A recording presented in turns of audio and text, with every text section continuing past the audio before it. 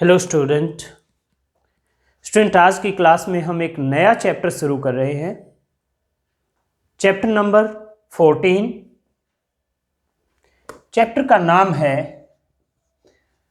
Semiconductors.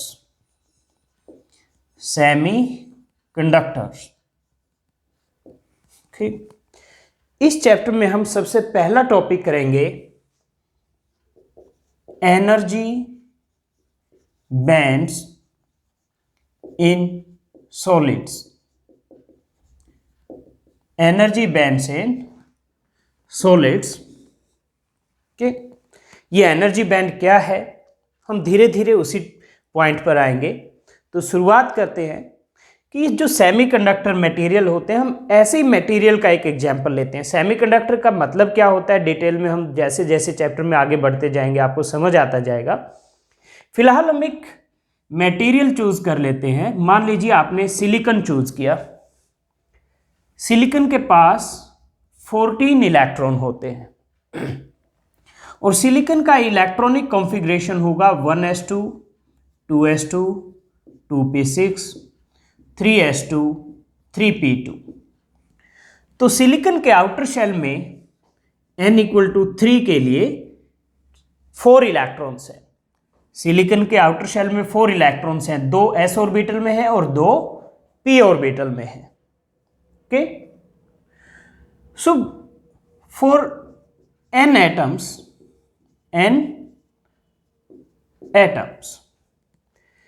ये जो 2 electron है s ऑर्बिटल में, 3s में जो 2 इलेक्ट्रॉन है, ये क्या करेंगे, 2 एनर्जी स्टेट्स को फिल करेंगे। Okay, 2 electrons in 3s will fill 2 energy states, and if there are n atoms then number of filled energy levels कितना होगा 3s का।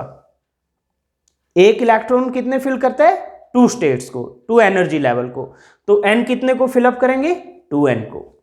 सो 2n filled energy levels of 3s। There are 2n filled energy levels of 3s। okay? उसके बाद p पर आ जाते हैं। तो p में भी 2 इलेक्ट्रॉन्स अवेलेबल है। सो कितने नंबर ऑफ आपके फील्ड एनर्जी लेवल होंगे फॉर n एटम्स। तो 3p में एक एटम में 2 इलेक्ट्रॉन है, यानी 2 एनर्जी लेवल फिल होंगे। तो n एटम्स में क्या होगा, उसको n से मल्टीप्लाई कर दो। तो इसमें 2n field energy levels of 3p। लेकिन p में 6 इलेक्ट्रॉन हो सकते हैं। p ऑर्बिटल में 6 इलेक्ट्रॉन हो सकते हैं और n एटम के लिए यानी कितनी एनर्जी लेवल्स हो सकते हैं, 6n। p में 6 इलेक्ट्रॉन हो सकते हैं, तो यानी n एटम्स के लिए 6n एनर्जी लेवल हो सकते हैं। उनमें से 2n तो फील्ड अप है, 2n तो फील्ड अप है, यानी वो तो भरे हुए हैं। तो जो बाकी बच गया 6n - 2n = 4n। कितने बच गए, 4n। ये क्या होंगे, ये खाली होंगे, ये वैकेंट होंगे। ओके, तो 4n अनफिल्ड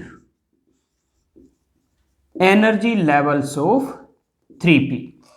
तो यानी जो आउटर शेल है n = 3 में सिलिकॉन के लिए 2n फील्ड एनर्जी लेवल्स हैं 3s के, 2n फील्ड एनर्जी लेवल्स हैं 3p के और 4n अनफील्ड है, वैकेंट है energy levels of 3p। Okay, तो इस तरह से जो टोटल फील्ड एनर्जी लेवल है वो क्या है, 2n + 2n 4n।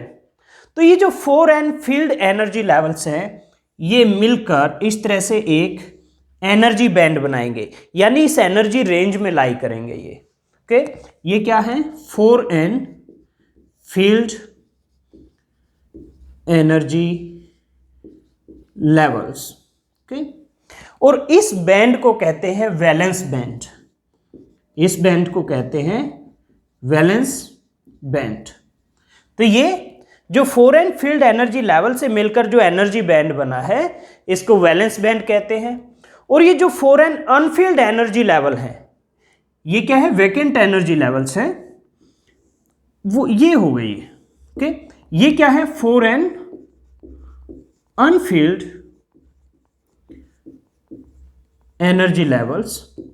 तो ये जो आउटर शेल के वैकेंट है जो एनर्जी लेवल्स, ये जिस एनर्जी रेंज में लाई करते हैं, तो इससे जो एक एनर्जी बैंड बनता है उसको कहते हैं कंडक्शन बैंड। ओके, तो ये जो 4n अनफिल्ड एनर्जी लेवल से जो एनर्जी बैंड बन रहा है इसको कहते हैं conduction band, conduction band. Okay, और ये जो दोनों के बीच में ये जो सेपरेट पार्ट है, ये गैप है जो यहां तक क्या है, वैलेंस बैंड, यहां से शुरू होता है आपका कंडक्शन बैंड, इससे ऊपर। तो बीच में जो गैप है इसको कहते हैं फोरबिडन गैप और एनर्जी बैंड गैप। फोरबिडन क्यों कहते हैं, क्योंकि इस लेवल से और इस लेवल तक, इनके बीच में, इस रीजन में कोई भी इलेक्ट्रॉन के लिए अलाउड एनर्जी लेवल नहीं होता, यानी इलेक्ट्रॉन इस लेवल में हो ही नहीं सकता, या तो वो वैलेंस बैंड में होगा या फिर वो कंडक्शन बैंड में होगा। तो ये जो पार्ट है ये क्या है, यहां से यहां तक फोरबिडन गैप और energy band gap, forbidden gap और एनर्जी बैंड गैप। ओके, ये आपका फोरबिडन गैप और एनर्जी बैंड गैप कहते हैं इसको। तो इसमें कोई भी इलेक्ट्रॉन एग्जिस्ट नहीं कर सकता, यहां पर कोई भी इलेक्ट्रॉन का एनर्जी लेवल फोरबिडन गैप में नहीं हो सकता। इलेक्ट्रॉन या तो वैलेंस बैंड में हो सकता है या वैलेंस बैंड से कंडक्शन बैंड में जंप करके जा सकता है। तो अब बात करते हैं कि ये जो बैंड है इनकी सिग्निफिकेंस क्या है। देखिए, आउटर शेल में जब तक इलेक्ट्रॉन फ्री नहीं है वो वैलेंस बैंड में होगा, और जैसे ही वो यहां से एनर्जी लेकर कंडक्शन बैंड में चला जाएगा तो वो उस मटेरियल का जो इलेक्ट्रिसिटी का कंडक्शन है उसके लिए रिस्पॉन्सिबल होगा, उसमें कंट्रीब्यूट करेगा। तो मेटल्स में जैसे क्या होता है कि ये फोरबिडन गैप 0 होता है। Okay, valence band conduction band एक दूसरे के साथ ओवरलैप करते हैं, जिस वजह से मेटल्स में फ्री इलेक्ट्रॉन्स हमेशा रूम टेम्परेचर पर भी अवेलेबल होते हैं। ओके, और इस वजह से metals are good conductor of electricity. लेकिन अगर किसी मटेरियल में ये बैंड गैप बहुत ज़्यादा है तो वो बैड कंडक्टर ऑफ इलेक्ट्रिसिटी होगा। ओके, तो अब हम इनकी डेफिनेशन भी लिखेंगे, वैलेंस बैंड और कंडक्शन बैंड की। अब उससे पहले एक इंपॉर्टेंट बात, मैंने आपको ये नहीं बताया अभी तक कि ये जो 2n + 2n 4n field energy level है, ये मिलकर ये वैलेंस बैंड बना कैसे रहे हैं, ये वैलेंस बैंड बन क्यों रहा है, और इसी तरह से ये कंडक्शन बैंड बन क्यों रहा है। तो स्टूडेंट, उसमें काफ़ी सारा थ्योरेटिकल पार्ट है, उसके लिए मैं एक अलग से वीडियो लेक्चर बनाऊंगा और उसमें ये टॉपिक हम दोबारा से कवर करेंगे। अभी क्योंकि ये टॉपिक काफ़ी लंबा है और थ्योरी काफ़ी ज़्यादा है, इसमें टेक्स्ट है बहुत सारा, तो कुछ स्टूडेंट्स को ये बोरिंग लगता है, कुछ स्टूडेंट्स को अच्छा भी लगता है। तो मैं नहीं चाहता कि शुरू में एकदम से आपको लेक्चर बोरिंग लगे। और अभी आपको लेकिन इस चैप्टर में आगे बढ़ने के लिए जितना पता होना चाहिए उतना मैं आपको यहीं पर बता रहा हूं, लेकिन आपको अलग से भी एक वीडियो लेक्चर मिलेगा जिसमें ये और ज़्यादा डिटेल में होगा। लेकिन अभी इतनी डिटेल में आप अच्छे से इस चैप्टर को समझ सकते हैं। ओके, तो अभी आप इसी के साथ कंटिन्यू करेंगे। ओके, तो एक तो ये हो गया कि हम ये टॉपिक एक अलग वीडियो लेक्चर में भी ज़्यादा डिटेल में भी कवर करेंगे। अभी जो डिटेल है वो उतनी है जितनी आपको इस चैप्टर को समझने के लिए चाहिए। ओके, तो इस वीडियो के बाद आपको एक अलग से वीडियो मिलेगा जहाँ ये टॉपिक डिटेल में होगा। ऑलराइट, तो ये हो गया। तो अब हमने ये तो बता दिया कि ये वैलेंस बैंड है, ये कंडक्शन बैंड है, और इलेक्ट्रिसिटी कंडक्ट कब होती है, जब इलेक्ट्रॉन्स वैलेंस बैंड से कंडक्शन बैंड में जाते हैं। ओके, तो इसलिए क्योंकि हमें कंडक्शन पढ़ना है इस चैप्टर में मटेरियल्स का, तो हमें ये पता होना चाहिए कि वैलेंस बैंड और कंडक्शन बैंड का क्या काम है। ओके, तो अब हम एक एक करके इनको डिफाइन करेंगे। ओके, तो वैलेंस बैंड की डेफिनेशन क्या होगी, तो वैलेंस बैंड क्या है, highest energy band field with valence electron. यहां तक ये लेवल है जहां तक ये फील्ड अप है, उसके बाद यहां कोई इलेक्ट्रॉन एग्जिस्ट कर ही नहीं सकता, और ये फिर क्या है, लोएस्ट अनफील्ड लेवल है, यहां से शुरू होता है जहां से कंडक्शन बैंड आपका। ओके, तो सबसे पहले हम डेफिनेशन लिखेंगे वैलेंस बैंड की। Valence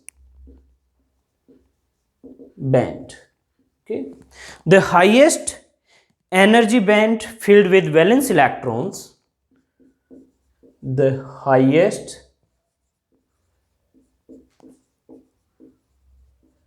energy band filled with valence electrons is called valence band, is called valence band। okay?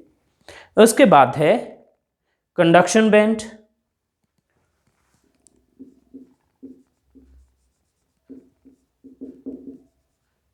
Conduction band, okay, तो कंडक्शन बैंड क्या है? The lowest unfilled energy band next to valence band. Valence band के बाद जो lowest unfilled energy band है उसको conduction band कहते हैं। तो इसकी डेफिनेशन है the lowest unfilled energy band next to conduction band, next to conduction band is called next to valence band, not conduction band, next to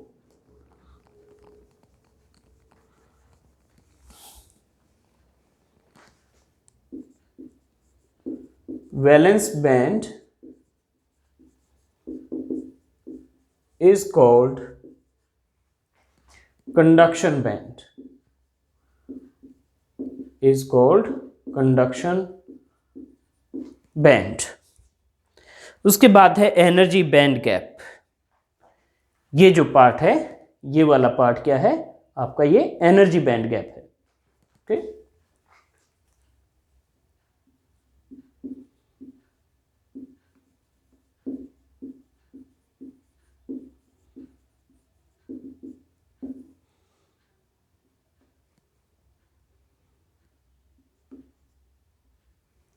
energy band gap, the gap between top of valence band and bottom of conduction band। तो ये top of valence band, ये bottom of conduction band, और इनके बीच में ये जो gap है इसको एनर्जी बैंड गैप कहते हैं। The gap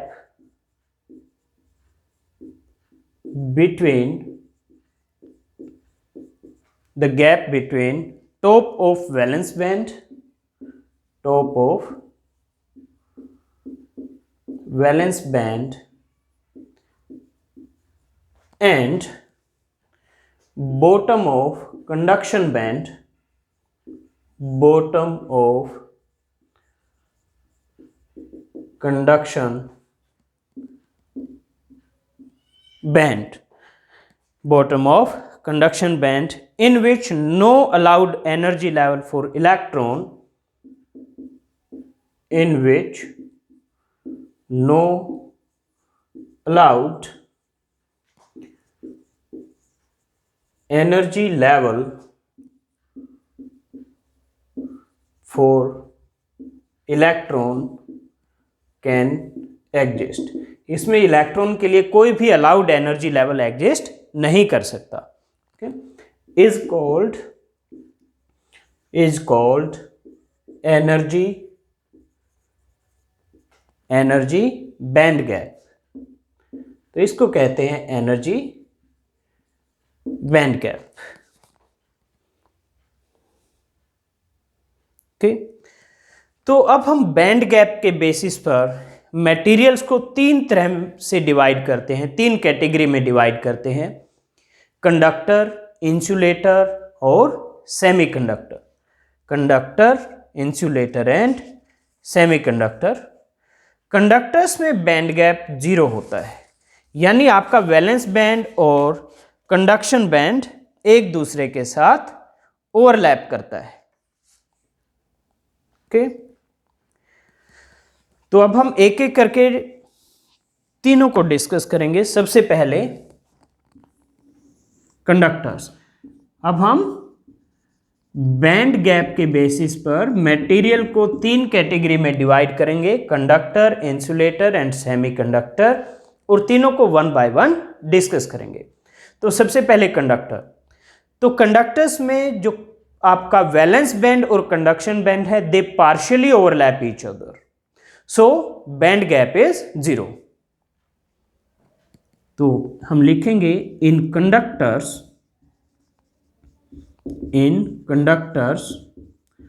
conduction band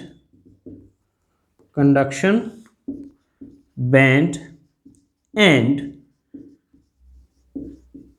valence band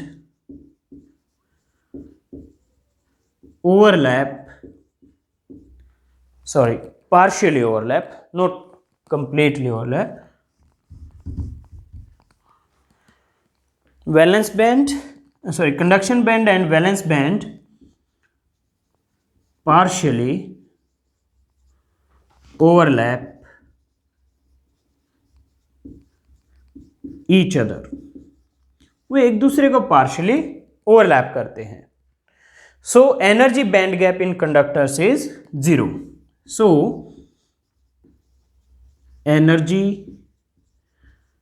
band gap in conductors is 0. Okay, तो अब मैं इधर से इसको क्लीन कर देता हूं।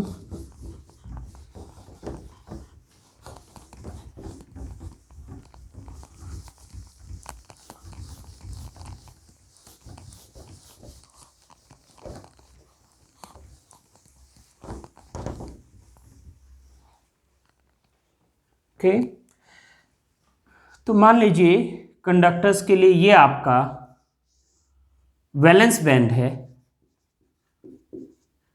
Valence band. तो जो कंडक्शन बैंड होगा वो क्या करेगा, वो इसको ओवरलैप करेगा कुछ इस तरह से। ओके, जो रेड में है वो कंडक्शन बैंड है, जो ब्लैक में है वो वैलेंस बैंड है। तो ये है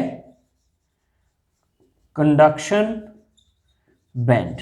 तो ये वो रीजन है जिसमें वो एक दूसरे को पार्शियली ओवरलैप कर रहे हैं। तो जो आपका बैंड गैप है, बैंड गैप को हम यूजुअली डेल्टा ई से लिखते हैं, वो कंडक्टर्स के केस में 0 है। ये डायग्राम किसके लिए है, कंडक्टर्स के लिए। ओके, फिर उसके बाद नेक्स्ट हमारी कैटेगरी है इंसुलेटर्स। ओके, इंसुलेटर में ये बैंड गैप बहुत ज़्यादा होता है, अराउंड 6 इलेक्ट्रॉन वोल्ट के आसपास, और रफली you can say it is always more than 3 electron volt. Okay, तो नेक्स्ट है insulators. In these material, the gap between conduction band and valence band is very large and they do not conduct electricity. क्यों? क्योंकि valence band से conduction band तक जाने के लिए इन material में इलेक्ट्रॉन को बहुत ज़्यादा एनर्जी चाहिए। इस वजह से वो इलेक्ट्रॉन इन मटेरियल में वैलेंस बैंड से कंडक्शन बैंड में नहीं जा पाते और ये मटेरियल इलेक्ट्रिसिटी कंडक्ट नहीं करते। कि जैसे वुड है, wood is a good example of insulator. In these materials,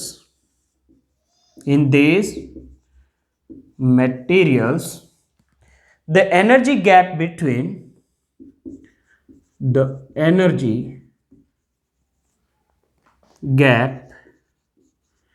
between conduction band and valence band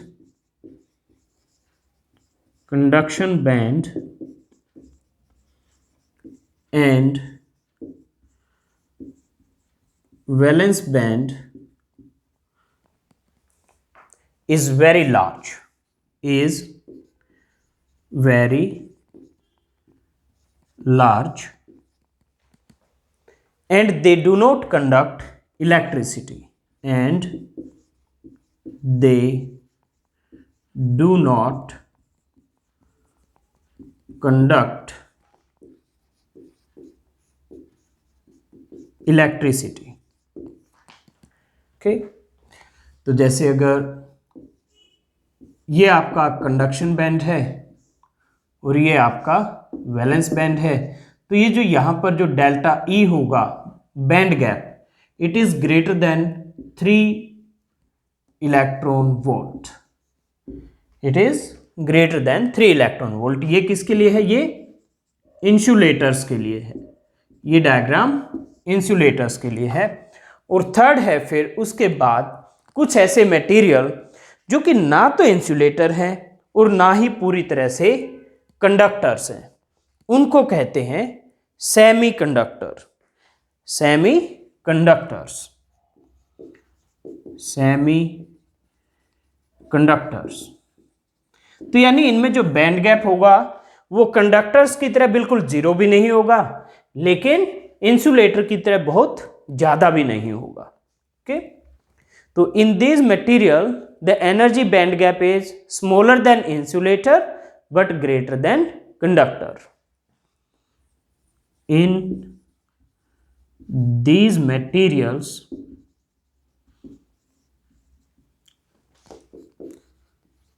the energy band gap is more than conductors but smaller than insulators, is more than conductors but smaller than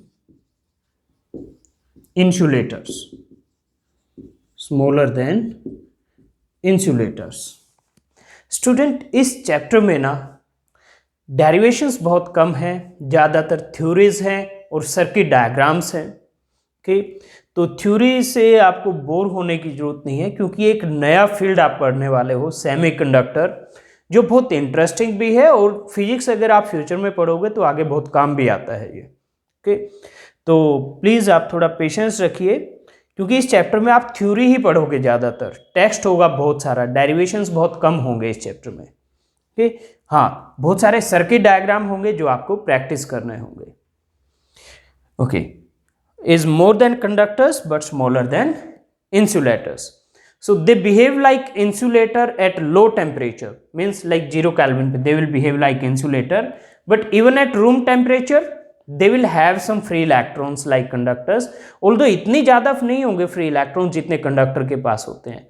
यानी जो number density होगी free electrons की वो insulator में के बजाय ज़्यादा होगी और कंडक्टर्स के बजाय कम होगी at room temperature। Okay, they behave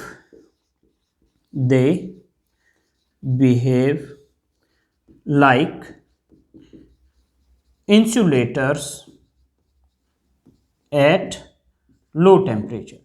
तो इंसुलेटर्स में तो फ्री इलेक्ट्रॉन्स होते ही नहीं है, तो लो टेम्परेचर पर इनमें भी फ्री इलेक्ट्रॉन्स नहीं होंगे, but even at room temperature they will have some free electrons, although इतने नहीं होंगे जितने कंडक्टर्स में होते हैं। Okay, at low temperature, but at room temperature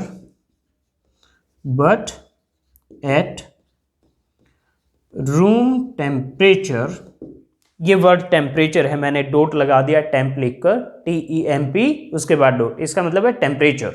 तो बार बार हम टेम्परेचर को ऐसे ही लिखेंगे, लेकिन एग्जाम में आपको पूरी स्पेलिंग लिखनी है टेम्परेचर की। Okay, but at room temperature some of the valence electrons,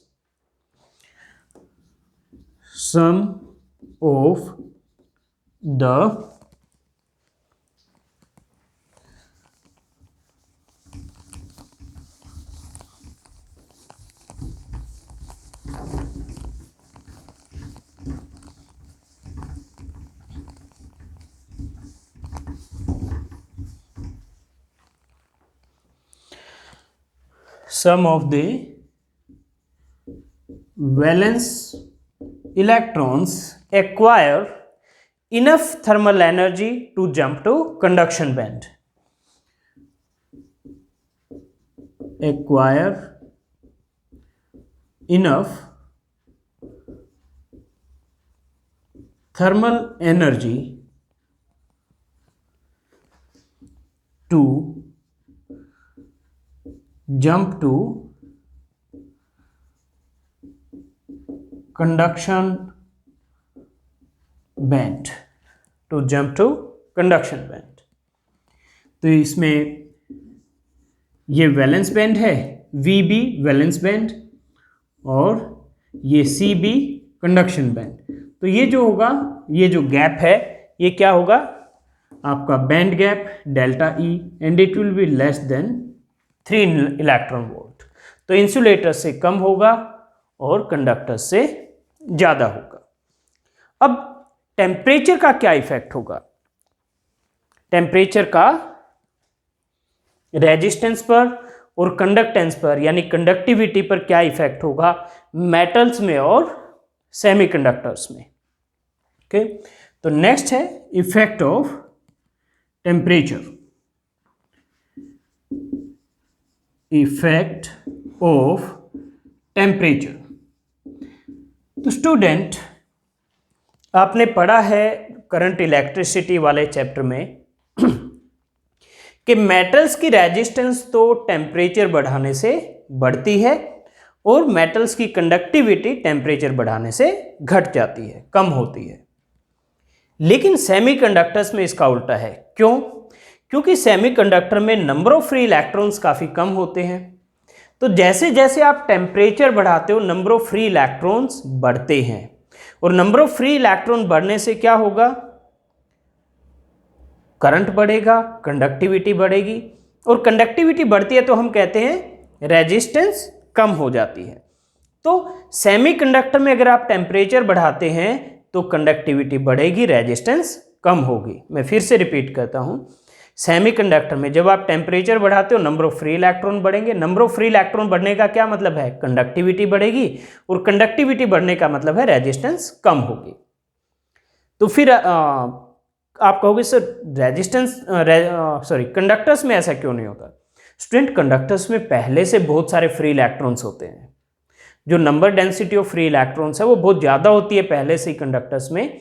अगर आप टेम्परेचर बढ़ाते हो तो उन इलेक्ट्रॉन्स का कोलिजन बढ़ता है, जो कि रेजिस्टेंस के लिए रिस्पॉन्सिबल होता है। तो इस वजह से रेजिस्टेंस बढ़ जाती है। लेकिन सेमीकंडक्टर में क्या होता है, सेमीकंडक्टर में भी अगर नंबर ऑफ फ्री इलेक्ट्रॉन बढ़ेंगे तो कोलिजन्स तो बढ़ेंगे, यानी रेजिस्टेंस एक उस फैक्टर की वजह से तो बढ़नी चाहिए।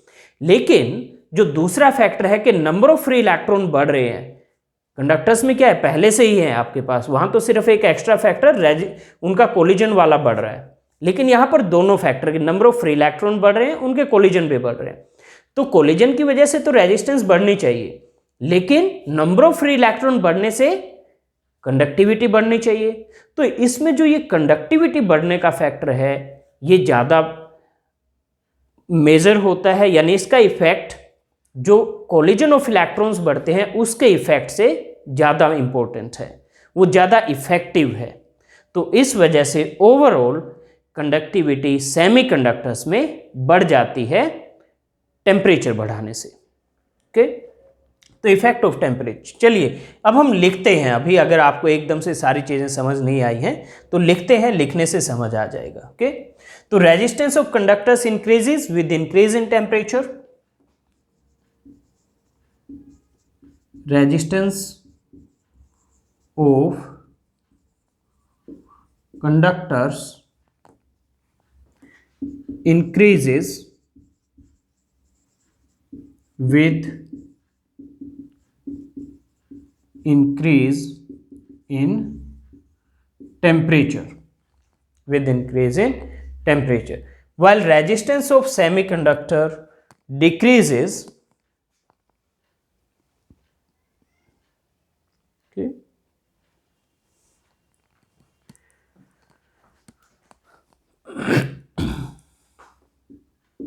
while resistance of semiconductors decreases with increase in temperature, with increase in temperature. In semiconductor क्या होगा, जैसे जैसे आप टेम्परेचर बढ़ाएंगे तो सेमीकंडक्टर्स में कोवलेंट बॉन्ड्स हैं। जैसे सिलिकॉन के पास आउटर सेल में 4 इलेक्ट्रॉन हैं, तो अपने नेबरिंग 4 अदर सिलिकॉन एटम्स के साथ कोवलेंट बॉन्ड बनाता है। और जब आप टेम्परेचर बढ़ाते हो तो क्या होता है, वो कोवलेंट बॉन्ड ब्रेक होता है और इलेक्ट्रॉन उस कोवलेंट बॉन्ड से निकलकर फ्री हो जाता है। ओके, तो हम यहाँ लिखेंगे in semiconductor a number of covalent bonds break, in semiconductor a number of covalent bonds break with increase in temperature, with increase in temperature, with increase in temperature, and so more free electrons become available, and so more free electrons become available। और ज्यादा free electrons होने का क्या मतलब है, ज्यादा conductivity. Okay, which increases conductivity, which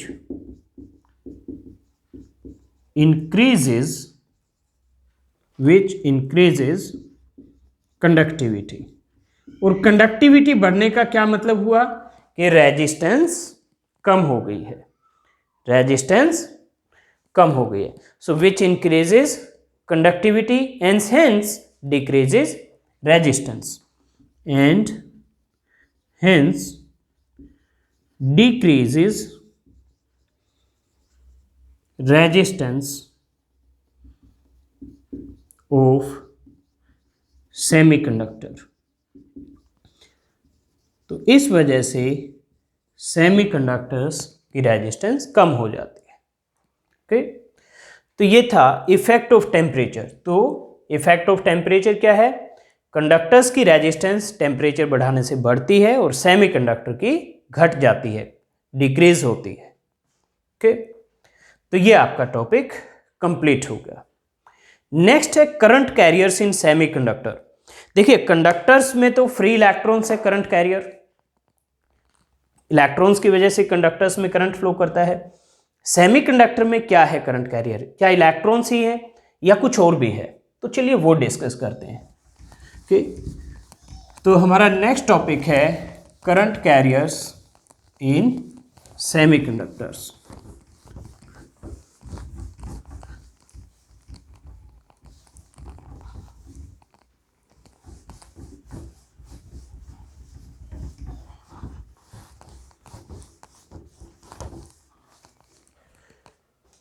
All right, current carriers in semiconductors।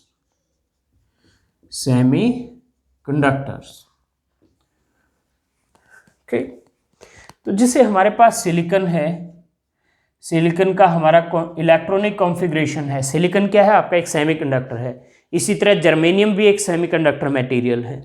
तो हम यहाँ सिलिकॉन की बात करते हैं, तो सिलिकॉन का इलेक्ट्रॉनिक कॉन्फ़िगरेशन है 1s2 2s2 2p6 3s2 3p2। ये इलेक्ट्रॉनिक कॉन्फ़िगरेशन है। तो आउटर शेल में 4 इलेक्ट्रॉन हैं, 2 s में और 2 p में। तो ये क्या करेगा, ये अपने नेबरिंग सिलिकॉन एटम्स के साथ कोवलेंट बॉन्ड बनाएगा। जैसे मान लीजिए ये एक सिलिकॉन एटम है, इसके पास 1 2 3 4 4 वैलेंस इलेक्ट्रॉन है। ये वाले।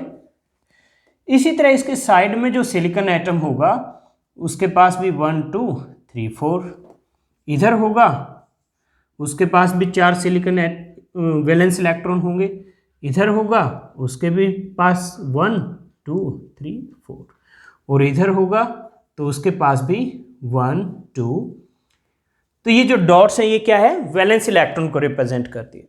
तो ये सिलिकॉन एटम क्या करेगा, अपने नेबरिंग के साथ इस तरह इलेक्ट्रॉन शेयर करके कोवलेंट बॉन्ड बनाएगा।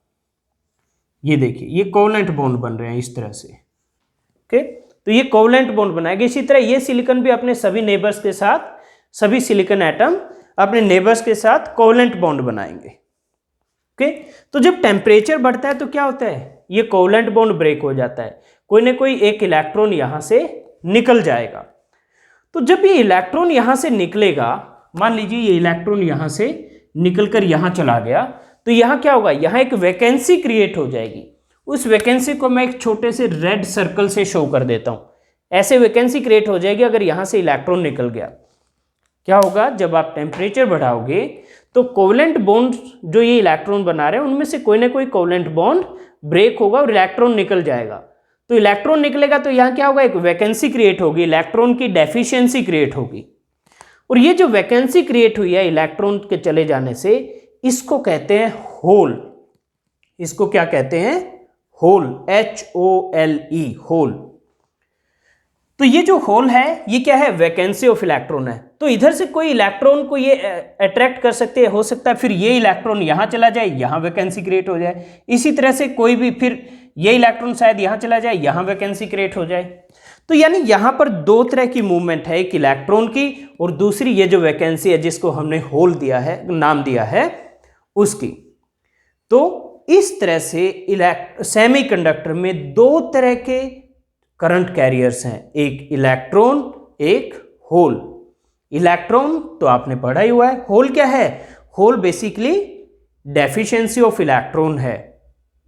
ओके, तो इस तरह सेमीकंडक्टर में दो तरह के करंट कैरियर्स हैं, एक है इलेक्ट्रॉन और दूसरा है होल। तो चलिए अब हम इसको लिखते हैं जो हमने अभी डिस्कस किया है। ओके, तो हम सिलिकॉन का ही एग्जाम्पल लेकर इसको लिखेंगे क्योंकि हमने सिलिकॉन का एग्जाम्पल लेकर ही इसको डिस्कस किया है। तो चलिए लिखते हैं, silicon has 4 valence electrons. These electrons are shared by neighboring atom to form covalent bond. Silicon has 4 valence electrons. These electrons are shared.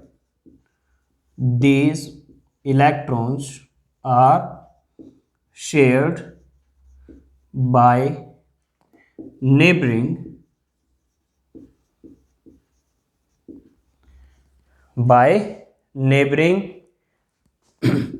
silicon atoms to form covalent bonds. Okay, at 0 Kelvin यानी जब low temperature है तो इन electrons के पास जो ये share करके covalent bond बना रहे हैं, इतनी एनर्जी नहीं होती कि वो अपने सिलिकॉन एटम को छोड़कर बाहर निकल जाएं। जैसे ये इलेक्ट्रॉन इस सिलिकॉन एटम से बिलोंग करता है तो इस सिलिकॉन एटम को हम इस इलेक्ट्रॉन का पेरेंट एटम कहेंगे। इसी तरह ये जो है 1 2 3 4, ये चारों इलेक्ट्रॉन इस सिलिकॉन एटम के हैं, तो ये सिलिकॉन एटम इन चारों का पेरेंट एटम है। तो 0 केल्विन पर यानी लो टेम्परेचर पर इन इलेक्ट्रॉन्स के पास इतनी एनर्जी नहीं होती कि ये अपने पेरेंट एटम को छोड़कर बाहर निकल जाए। ओके, तो हम लिखेंगे at 0 kelvin the valence electrons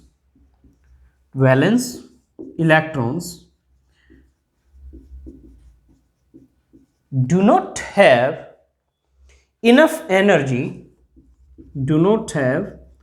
enough energy to leave their parent atom.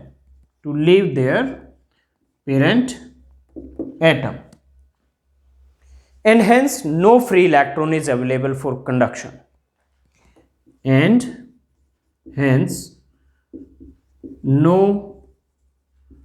free electron is available for conduction, लेकिन जैसे जैसे अगर आप टेम्परेचर बढ़ाएंगे तो क्या होगा, इन इलेक्ट्रॉन्स को एनर्जी मिलेगी और ये अपने पेरेंट सिलिकॉन एटम को छोड़कर यानी कोवेलेंट बॉन्ड को तोड़कर बाहर निकल सकते हैं। ओके तो हम लिखेंगे आगे, eight room temperature, eight room temperature the valence electrons acquire energy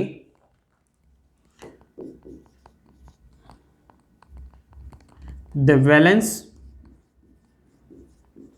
electrons acquire energy greater than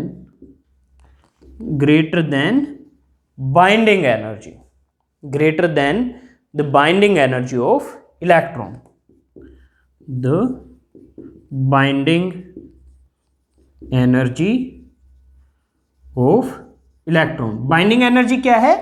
Energy required by an electron to leave their parent atom. Okay, so acquire energy greater than binding energy of electron so that the valence electrons leaves an atom, so that the valence electrons leaves an atom,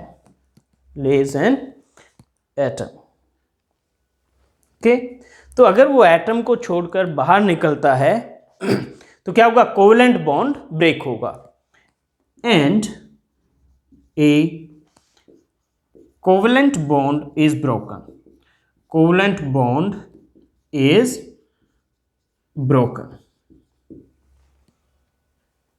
Okay, the electron which leaves an atom is called free electron, and जो vacancy create होगी covalent bond में, जैसे मैंने यहाँ red से represent किए हैं, उसको कहेंगे whole. The electron which leaves an atom is called free electron. The electron which leaves an atom is called free electron, and the vacancy created in the covalent bond, and the vacancy created in covalent bond is called a hole, is called a hole. Okay, अब ये जो hole create हुआ है ये किसी भी neighbouring covalent bond के यानी नेबरिंग सिलिकॉन एटम के इलेक्ट्रॉन से फिल हो सकता है, और जिस इलेक्ट्रॉन से यानी जहां से वो इलेक्ट्रॉन आएगा वहां पर एक नया होल क्रिएट हो जाएगा. Okay, this hole can be filled by an electron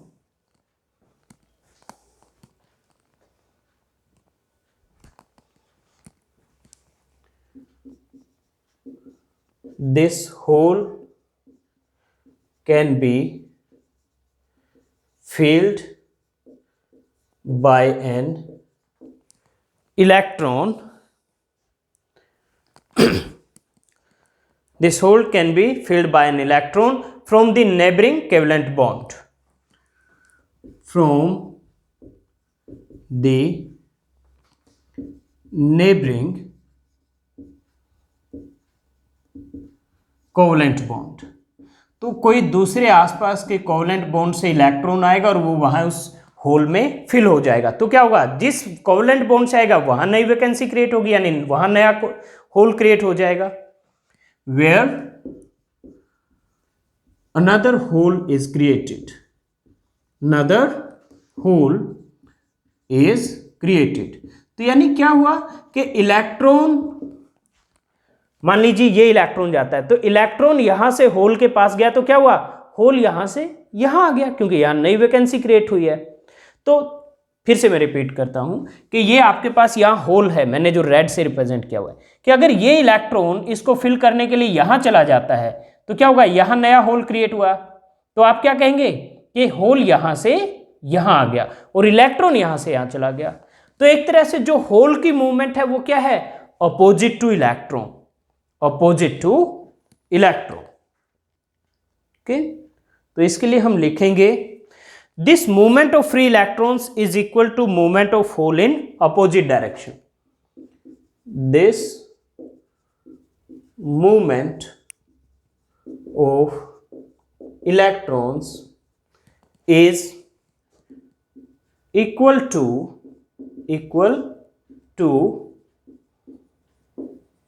movement of holes in opposite direction, opposite direction। okay, so there are two type of charge carriers in semiconductors, holes and free electrons।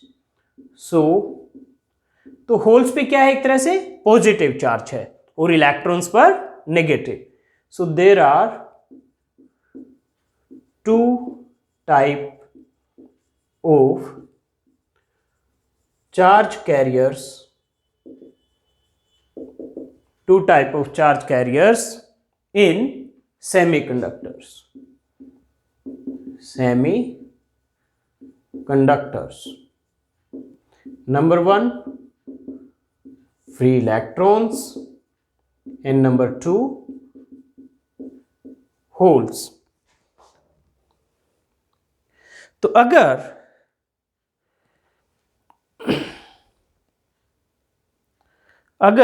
Number density of electrons और holes, number density of free electrons and hole semiconductor में equal है तो उसको कहते हैं intrinsic semiconductor. Okay, तो हम यहां लिखेंगे if number density of free electrons is equal to, if number density of free electrons is equal to number density of holes, number density of holes, यानी इलेक्ट्रॉन और होल अगर equal है, उनका number density equal है, then semiconductor is called intrinsic semiconductor. Then semiconductor is called intrinsic semiconductor। तो इसको हम intrinsic semiconductor कहते हैं। तो यानी for intrinsic semiconductor, for intrinsic semiconductor number density of electron is equal to number density of holes। तो ये Ne क्या है, number density of electron, NH है number density of holes. Number density, जैसे नंबर डेंसिटी ऑफ इलेक्ट्रॉन्स का क्या मतलब है, number of free electrons per unit volume. अब हमने जो बैंड गैप के बारे में बात की थी, तो उसमें ये किस तरह से काम करता है, तो इसमें ये कुछ इस तरह से काम करता है कि मान लीजिए ये आपका कंडक्शन बैंड है, तो कंडक्शन बैंड में इस तरह से एनर्जी लेवल्स होंगे और इनमें ये इलेक्ट्रॉन्स होंगे, ये डॉट इलेक्ट्रॉन्स को रिप्रेजेंट करते हैं। तो क्या होगा कि, और ये है आपका, सॉरी ये वैलेंस बैंड है, ये वैलेंस बैंड में इलेक्ट्रॉन्स होंगे। तो इवन एट रूम टेम्परेचर, ये कंडक्शन बैंड में एनर्जी लेवल्स हैं, ये वैलेंस बैंड में है। तो even at room temperature in electrons के पास इतनी एनर्जी होगी कि इलेक्ट्रॉन वैलेंस बैंड से इधर कंडक्शन बैंड में जा सके, और यहां पर एक वैकेंसी क्रिएट हो जाएगी जो मैंने रेड से शो की है। तो यानी यहां एक होल क्रिएट हो जाएगा। तो eight room temperature electrons at the top of valence band, electrons at the top of valence band will gain enough energy to jump to the conduction band। Okay, और ये जो जितने इलेक्ट्रॉन फिर valence band से conduction band में जाएंगे, ये conduction band है CB, conduction band valence band. जितने इलेक्ट्रॉन वैलेंस बैंड से कंडक्शन बैंड में जाएंगे उतनी ही वैलेंस बैंड में वैकेंसी क्रिएट होंगी, यानी उतने ही होल्स क्रिएट होंगे। तो current in semiconductor is due to electron and hole. Okay, मैं फिर से रिपीट करता हूं कि ये आपका वैलेंस बैंड है, ये इसमें एनर्जी लेवल है, और एनर्जी लेवल में ये इलेक्ट्रॉन्स हैं। ये कंडक्शन बैंड है, इसमें भी एनर्जी लेवल है, और अभी ये खाली है, इसमें कोई इलेक्ट्रॉन नहीं है। तो क्या होगा, रूम टेम्परेचर पर जो टॉप ऑफ वैलेंस बैंड में जो सबसे पहले वो इलेक्ट्रॉन एनर्जी गेन करेंगे और इस तरह से कंडक्शन बैंड में चले जाएंगे। वो ये चले गए, ये इलेक्ट्रॉन यहाँ चला गया, तो यहाँ पर क्या होगा, एक वैकेंसी क्रिएट होगी, और उस वैकेंसी का नाम क्या है, होल। तो जितने इलेक्ट्रॉन वैलेंस बैंड से कंडक्शन बैंड में जाएंगे उतनी ही वैकेंसी वैलेंस बैंड में, यानी उतने ही होल्स वैलेंस बैंड में क्रिएट होंगे। और इस तरह से सेमीकंडक्टर में दो तरह के करंट कैरियर्स हैं, एक इलेक्ट्रॉन्स हैं और दूसरे होल्स हैं। ओके, तो ये जो डॉट है ये किसको रिप्रेजेंट करता है, होल, सॉरी इलेक्ट्रॉन को, और ये जो सर्कल है ये होल को। डॉट इलेक्ट्रॉन को और सर्कल होल्स को रिप्रेजेंट करता है। तो इस तरह से आप बैंड गैप के बेसिस पर इसको एक्सप्लेन करेंगे। तो ओके स्टूडेंट, आज की क्लास में इतना ही। नेक्स्ट क्लास में हम इसी चैप्टर को कंटिन्यू करेंगे नेक्स्ट टॉपिक के साथ।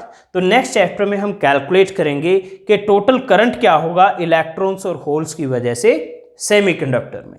तो नेक्स्ट क्लास में आपसे मिलते हैं।